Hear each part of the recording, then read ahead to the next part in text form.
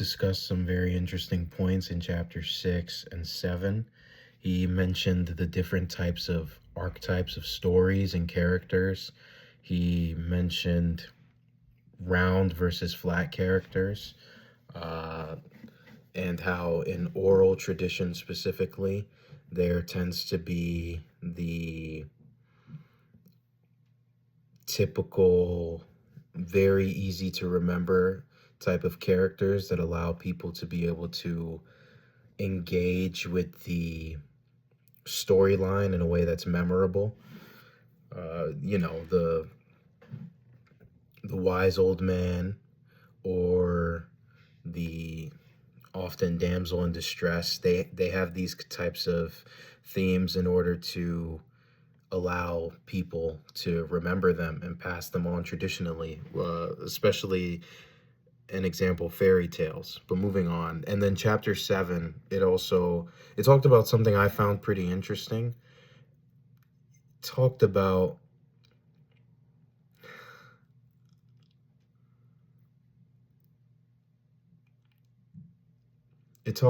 so it mentioned specifically this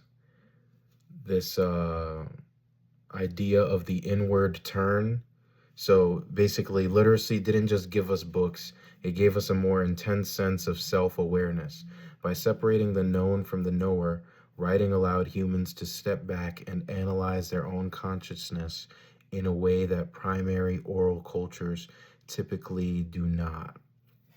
And I find that interesting because it seems like he also mentions that communication has to be a two-way street. It's a two-way interaction, and it requires internal understanding of the other person.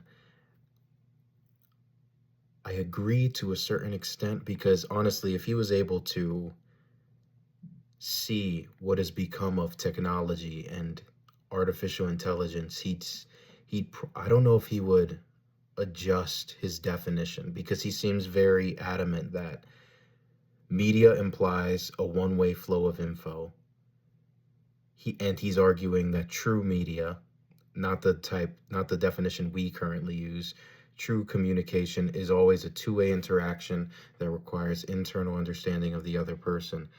But honestly, when I'm talking to a chat bot, and typing back to them, when they respond to me, they're not really responding out of a genuine new knowledge of me. They're responding based on a system of cues that they've been programmed to respond with. So if I were to ask, why does it rain? They would be given, it's not that they're responding to me based on, it's not like they're a real, I don't know how to explain it. They're responding based on what a database of information tells them to respond. So they don't actually know me, and ChatGPT doesn't actually have an internal understanding of who I am, and yet it's still able to communicate with me. So I wonder if he would switch up his definition of what it means for something to be considered media. He considered it just a pipeline you funnel information through and reach another brain. But what if it's not another brain and it's just a set of ones and zeros that I'm reaching on the other side? So I wonder what he'd say about that.